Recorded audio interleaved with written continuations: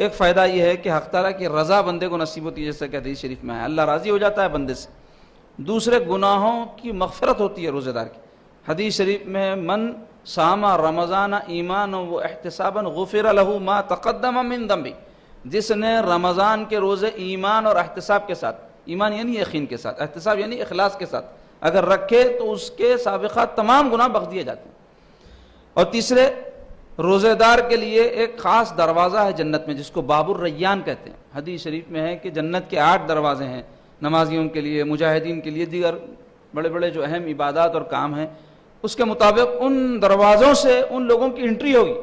تو ایک خاص دروازہ ہے باب الریان، وہ دروازہ ہے روزے داروں کے لیے امت محمدی علیہ صاحب الصلاۃ والسلام کہ اس میں سے ان کو انٹری دی جائے گی یا ان کا اعزاز ہوگا۔ اور چوتھی چیز، حق تبارک و تعالیٰ جیسا کہ حدیث میں گزرا، اس حدیث پاک میں جو ابھی آپ نے سماعت کی، کہ خود روزے دار کو جزا عطا فرماتے ہیں، یعنی دیگر اعمال کی جزا اور بدلہ تو فرشتوں سے دلاتے ہیں اور روزے کی جزا خود عطا فرماتے ہیں۔ اور پانچویں چیز ہے کہ حدیث شریف میں آیا ہے کہ میدان حشر میں خوشبو پھیلے گی، تو سب لوگ پوچھیں گے بھائی یہ خوشبو کی ہے؟ تو ان کو فرشتے بتائیں گے کہ بھائی یہ خوشبو امت محمدی علیہ صاحب الصلاۃ والسلام کے روزے دار کے منہ کی بو ہے جو میدان حشر میں پھیل جائے گی۔ تو یہ ایک اعزاز دینی ہے جو امت محمدی کے روزے دار کو نصیب ہوتا ہے۔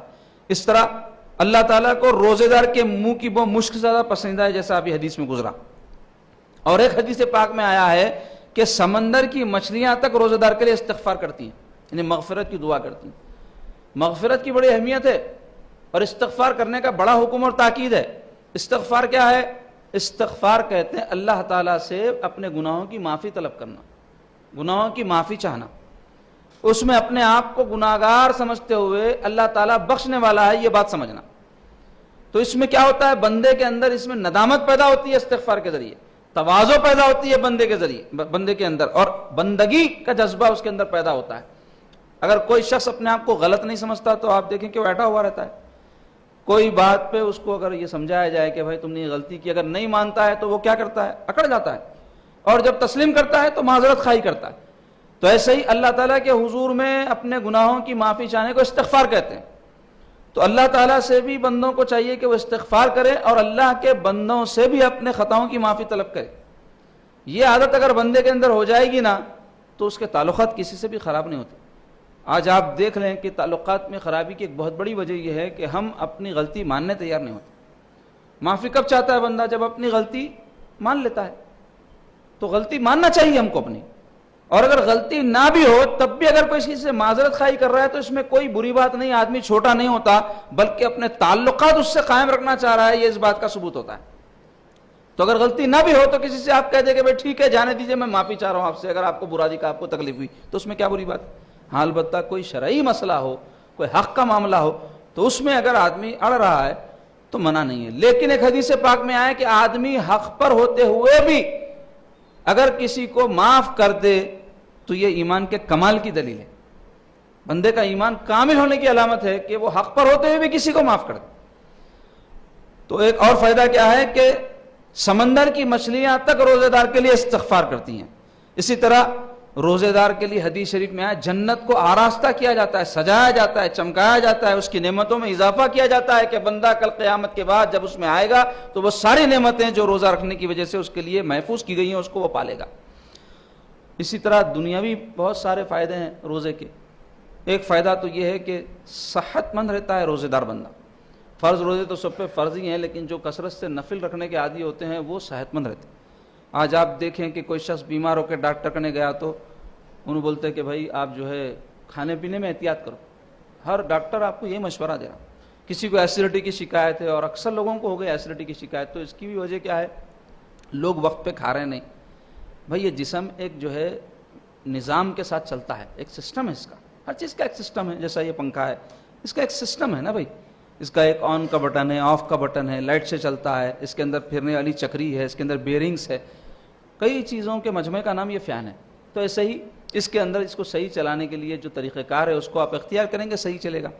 جتنے واٹس کرنٹ کی ضرورت ہے وہ کرنٹ دیں گے تو چلے گا، کم یا زیادہ ہوگا تو چلے گا ہی نہیں۔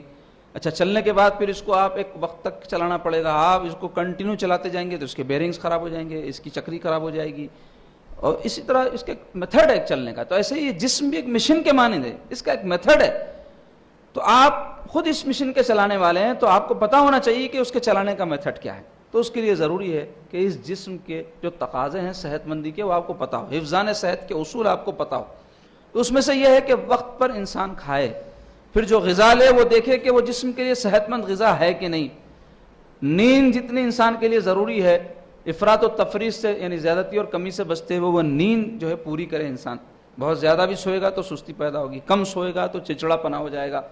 اسی طرح ورزش وغیرہ کچھ کرے تاکہ جسم صحت مند رہے. اس کے اصول ضابطے ہیں, اس کو سیکھنا ہر ایک انسان کے لیے ضروری ہے, جس کو ہم ضروری نہیں سمجھتے اور بیجا اس کا استعمال کرتے ہیں. خالی کوٹتے ہمارے پاس, ہمارے اس میں کہتے ہیں نا کچھ, اس کو کوٹنا یعنی بہت زیادہ استعمال کرنا. تو خالی ہم اس سے فائدہ کیا اٹھا سکتے دیکھتے ہیں, اس کی جو ضروریات ہے اس کی تکمیل نہیں کرتے. اور زبان کی تھوڑی سی لذت کے لیے ایسی غذائیں استعمال کرتے ہیں جو صحت کو خراب کرتی ہیں. تو اس لیے ایسیڈیٹی کا مرض پیدا ہو رہا ہے. اس کے بعد شوگر کی بیماری ہوتی ہے, پھر کئی قسم کے امراض میں آدمی مبتلا ہوتا ہے. چونکہ پیٹ جو ہے انسان کا یہ ایسا برتن ہے کہ اس کو اگر صحیح طور پہ جو مینٹین نہ کیا جائے تو بیماریوں کا یہ جو ہے اڈا بن جاتا. تمام بیماریاں اسی سے پیدا ہوتی. اس لیے جو لوگ روزے رکھتے ہیں, ورزش کرتے ہیں, وقت پہ کھاتے ہیں, اصول پسندانہ زندگی جسم کے اصول کے حوالے سے اختیار کرتے ہیں, وہ لوگ صحت مند رہتے ہیں. اور صحت مند آدمی اپنے دینی امور بھی صحیح طور پہ انجام دے سکتا. جو آدمی بیمار ہوتا ہے, مثلا آپ دیکھ لیں کسی کو شوگر ہو جائے یا کوئی بڑی بیماری اللہ نہ کرے خدا نہ خواستہ ہو جائے, تو کیا وہ روزے رکھ سکتا؟ رکھنا بھی چاہا تو اس کو بیماری کی وجہ سے مجبور ہو جانا پڑتا چھوڑنے پر. اس لیے صحت مند آدمی اگر رہا تو انہیں تمام تقاضے دین کے بھی ادا کر سکتا. کئی لوگ ہیں بیمار ہو جانے کی وجہ سے کھڑے کے نماز نہیں پڑھ سکتے. کئی لوگ ہیں کہ دین کے اندر کوئی خدمت کرنا ہے اس واسطے نہیں کر سکتے کہ ان کی صحت ٹھیک نہیں ہے. یہ سارے جو ہے یہ چیزیں کیوں ہوتی ہیں؟ صحت سے یہ چیزیں جڑی ہوئی ہے, دین بھی جڑا ہوا ہے, آپ کی دنیاوی زندگی بھی جڑی ہوئی ہے. تو اس لیے صحت مند رہنے کے لیے جو اصول اور ضابطے اس کو اختیار کرنا. اور اس میں سے ایک روزہ ہے. آپ دیکھیں کہ ڈائٹنگ کے جو اصول بتائے جاتے ہیں اس میں کھانے کا ٹائم وغیرہ اور کئی اصول اور ضابطے ہیں وہ بتائے جاتے ہیں.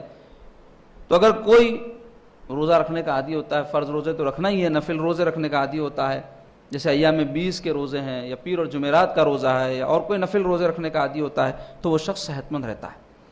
اور ایک دنیاوی فائدہ یہ ہے روزے کا, دوسروں کی بھوک اور پیاس کا احساس ہوتا ہے آدمی جب روزہ رکھتا ہے. وہ احساس ہونے والوں کو ہوتا, ورنہ کئی لوگ ایسے ہیں ڈھیٹ رہتے ہیں. آج کل تو ایسا ماحول ہو گیا, میتیں اٹھا رہے ہیں, جنازوں میں شریک ہو رہے ہیں, چہلما کھا جا رہے ہیں, زیارتیں کھا جا رہے ہیں, لیکن پھر بھی جو ہے خود اپنی موت کا احساس نہیں ہو رہا. دل سخت ہو گئے. جس کی وجہ کیا ہے؟ دنیا کی محبت میں بہت ہم مبتلا ہو گئے, جس کی وجہ سے کیا ہو گیا کہ ہم پھنس گئے دنیا کی محبت میں, دلدل میں, موت کو بھول گئے.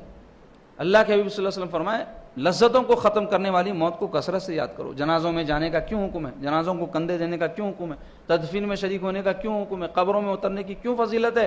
اسی طرح مریضوں کی عیادت کا کیوں حکم ہے؟ پریشان حالوں کی مدد کرنے کا کیوں حکم ہے؟ تاکہ دل کی سختی دور ہو, دل کی شقاوت دور ہو. لوگ کئی شریک ہو رہے ہیں لیکن اس کے مقصد کو نہیں سمجھ رہے ہیں. تو سمجھنے کی ضرورت ہے کہ جب ہم روزہ رہیں, بھوک اور پیاس ہم کو لگتی ہے, تو آپ دوسرے کی بھوک اور پیاس کا اندازہ کریں. آپ کے رشتہ داروں میں, آپ کے پڑوسیوں میں, آپ کے مسلمان بھائیوں میں, آپ کے برادران وطن میں کوئی اگر ضرورت مند ہے, مجبور ہے, جاننا چاہیے, ہم کو پتہ ہونا چاہیے.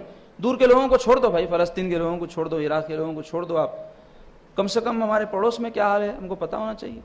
رشتہ داروں میں کیا حال ہے؟ کئی لوگ ایسے گھروں کے اندر کیا حال ہے ایک دوسرے کا احساس نہیں کرتے. ہم کو بھوک لگی, پیٹ بھر لیے, جانوروں کی طرح کھا لیے, سو گئے, نہیں معلوم ہمارا بھائی کھایا نہیں کھایا. دیگر ہمارے گھر میں جو رشتہ دار ہے ان کے کیا حالات ہیں نہیں معلوم. ایک باڑے میں کئی لوگ مل کے رہتے ہیں, ان کو احساس نہیں رہتا. ایک خاندان کے لوگ رہتے ہیں, ان کو احساس نہیں رہتا. ایسی بے حسی کی زندگی. تو روزہ کیوں رکھایا جا رہا ہے؟ تاکہ دوسروں کی بھوک اور پیاس کا آپ کو احساس ہو اور ان کے لیے آپ معاون اور مددگار بنیں. دوسرے روزے سے کفایت شاری پیدا ہوتی ہے, یعنی آدمی سیکھنا چاہا تو ہے. یہ کئی لوگ ہیں روزے میں اسراف کرتے. کتنے گھر ہیں جہاں اتنا زیادہ کھانا بنایا جاتا ہے کہ کھاتے نہیں, کرتے نہیں, پھینکنے میں جاتا. تو روزہ تو ان کا ہو جا رہا لیکن اسراف کا گناہ ان کو ہو رہا. تو جتنی ضرورت ہے اتنی چیز بنائیں, اور جیسے چادر ہے اپنی اتنا ہی پیر پھیلائیں. یہ سب چیزوں کی اس میں پریکٹس ہوتی ہے روزے میں. ایسے انسان کی زندگی نظم و ضبط والی ہوتی ہے, ڈسپلن. آپ دیکھیں کہ اگر سحر کا وقت گزر جائے اور آپ سحر کریں تو آپ کا روزہ ہوگا ہی نہیں, اور افطار کا جو وقت مقرر ہے غروب آفتاب, اس سے پہلے اگر آپ افطار کر لیں تو آپ کا روزہ ٹوٹ جائے گا, آپ گناہگار ہو جائیں گے. تاخیر کر دیں گے روزہ کھولنے میں تو مکروہ ہو جائے گا، ثواب چلا جائے گا روزے کا، خلاف سنت ہے۔ تو یہ سب چیزیں کیا پتہ ڈسپلن سکھاتی ہے زندگی میں۔ ویسے ہر عمل اسلام کا، ہر عبادت اسلام کی، ہر اصول اسلام کا آپ کو ڈسپلن سکھاتا ہے، جو آج ہماری قوم میں نہیں ہے۔ ڈسپلن سے ہم دور ہیں، صبح ہوتی ہے، شام ہوتی ہے، عمر یوں ہی تمام ہوتی ہے، بار بار میں کہتا ہوں، یعنی زندگی بس ایسے ہی گزر رہی، کھانے کا وقت مقرر نہیں، سونے کا وقت مقرر نہیں، زندگی میں جو کام جس وقت پہ کرنا ہے وہ مقرر نہیں، بچیوں کی عمریں بڑھ رہی، ان کی شادیاں وقت پہ نہیں کرتے، بچوں کی تعلیم جو ہے دلانا، ان کی تربیت کرنا، اس کے اصول ضابطے گھروں میں بنانا، کچھ بھی ایسے اصول ہمارے پاس نہیں ہیں۔ زندگی گزارنے کے کوئی اصول نہیں ہے۔ اگر کوئی اصول پسند آدمی کے ساتھ ہم رہیں تو زیادہ دن نہیں رہ پاتے، اس واسطے کہ انہیں ہم کو برا دکھنا شروع ہوتا، انہوں ہم کو پابند کر رہے ہیں اس بات کا، انہوں ہم کو تاکید کر رہے ہیں اس بات کی، ہم کو ایسے لوگ ہونا لاؤبالی جو ہم جو چاہے کریں، ہم کو بولنا نہیں کچھ بھی، ہم خود نہ اصول پہ رہنا، نہ ہم کو اصول کی طرف توجہ دلائے تو ان سے تعلقات قائم رہتے ہیں ہمارے۔ مرشد ایسے ہونا جو بالکل چھٹی دے دینا، جو چاہے کرو میں بخشا لوں گا۔ ارے مرشد ہوتا ہے اس لیے کہ تم کو ڈسپلن والا آدمی بنائے، تمہاری تربیت کرے، خالی تقریر کرنے والا نہیں ہوتا مرشد، بلکہ تمہاری جو غلطیاں خامیاں ہیں اس کی اصلاح کرے۔ اگر وہ نہیں کر رہا ہے تو اپنا فریضہ ادا نہیں کر رہا ہے، ایسا مرشد صحبت میں رہنے کے قابل ہی نہیں، فائدہ ہی نہیں ہے اس کی صحبت میں رہ کے آپ کو، بلکہ آپ کو جو ہے غافل بنا رہا ہے، انہیں مستعد بنانا، ذاکر بنانا، تزکیہ نفس کرنا، آپ کے نفس کو جو ہے انہیں ٹوچے دینا۔ نفس کی مثال ہتھی کی طرح ہے، کیسی موٹا رہتی ہتھی کی جلد، لوہے کی، اس کو گزن مارنا پڑتا، تو ایسے ہی نفس کو بھی ٹوچے ملتے رہنا پڑتا۔ تو ایسا مرشد رہنا جو ٹوچے دینا، تو ایسا مرشد آج کے دور میں پسند نہیں آ رہا۔ ایسا رہنا جو خالی قوالی میں بیٹھا نا، آپ ان کو نظراں دے لینا، ہاتھاں چوم لینا، پیرا پڑھ لینا، انہوں بولنا جاؤ بہت اچھا کرے ماشاءاللہ اللہ بخش دیں گا تم کو، دامن تھامے ہوئے کامیاب۔ بے شک دامن تھامنے کی اپنی جگہ اہمیت ہے، نسبت کی اپنی جگہ اہمیت ہے، لیکن یہ سب چیزیں ہے کیوں؟ تاکہ اپنی اصلاح ہو۔ آپ مضبوطی سے دامن پکڑو، مطلب کیا ہے؟ آپ کا عقیدہ اس کے ساتھ مضبوطی سے جڑا رہے، اور وہ آپ کے لیے اگر سختی کرے دین کے امور میں، آپ کی اصلاح کے معاملات میں، تو آپ اس کو خوش دلی سے قبول کریں۔ وہ ایسا ڈاکٹر ہے جو دوا تو کڑوی دے رہا ہے یا انجیکشن تو دے رہا ہے آپ کو، لیکن صحت یاب کر رہا ہے آپ کو۔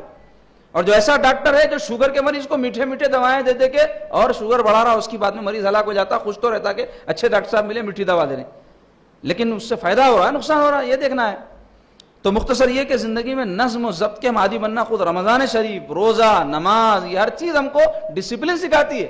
اگر یہ ہم کو حاصل نہیں ہو رہا ہے تو پھر ہم صحیح ٹریک پہ نہیں جا رہے ہیں۔ اسی طرح روزہ ہم کو صبر کا عادی بناتا ہے، یہ دنیا میں فائدہ اس کا، لیکن بن رہے ہیں کیا روزہ رکھ کے صبر کے عادی؟ کتنے لوگ ہیں روزے کے اندر جھنجھلاہٹ کا شکار رہتے، کتنے مرد ہیں جو اپنی جو ہے عورتوں کے ساتھ جھنجھلاہٹ کرتے روزے میں، کتنی عورتیں ہیں جو اپنے شوہروں کے ساتھ، بچوں کے ساتھ روزہ لگا تو ان کو جھنجھلاہٹ کرتے۔ تو روزہ کیوں رکھایا جا رہا ہے آپ کو؟ تاکہ آپ برداشت کرنے کے عادی بنے، بھوک برداشت کر رہے ہیں، پیاس برداشت کر رہے ہیں، تو ایسے لوگوں کو برداشت کرنا سیکھیں، تعلقات کو برداشت کرنا سیکھیں، مشکل حالات کو برداشت کرنا سیکھیں، عبادات کو برداشت کرنا سیکھیں، حرام سے اپنے آپ کو روکنا برداشت کرنا سیکھیں۔ اور روزے سے اور ایک فائدہ ہوتا ہے، دل نرم ہوتا۔ آدمی کو جب بھوک اور پیاس لگتی ہے تو اس کی وجہ سے اس کے دل کے اندر ایک طرح کی نرمی پیدا ہوتی ہے۔ دل میں جب نرمی پیدا ہوتی ہے تو دوسروں کی غمخواری کا جذبہ اس کے اندر پیدا ہوتا ہے، دوسرے کے ساتھ ہمدردی کا جذبہ پیدا ہوتا ہے۔